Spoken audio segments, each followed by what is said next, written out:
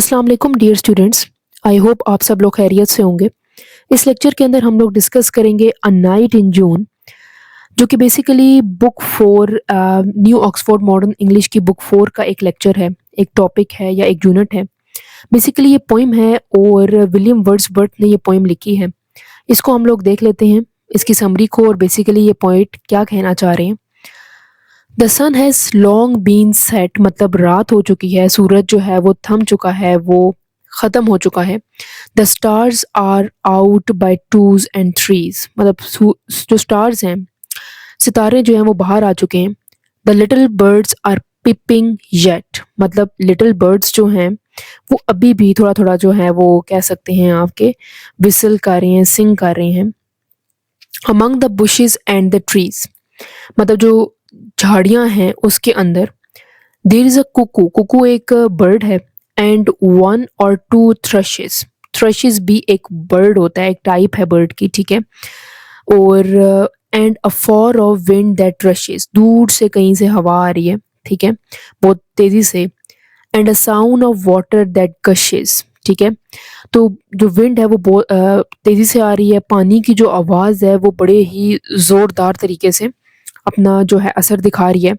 And the cuckoo sovereign cry, जो एक bird है उसकी जो चीखें हैं, fills all the hollow of the sky, जितनी भी एम्प्टीनेस है, खालीपन है आसमान के ऊपर, उसको भर रही है। तो बेसिकली ये जो पोइम है ये बताने की कोशिश कर रही है कि हम जो आम डेली रूटीन में बहुत बिजी रहते हैं, हम इस नेचर को महसूस नहीं करते। अदरवाइज ये है कि हम लोग मॉडर्न एरा में नहीं इन चीज़ों को महसूस करते, जबकि नेचर जो है वो हमें हर वक्त अपनी तरफ खींच रही है।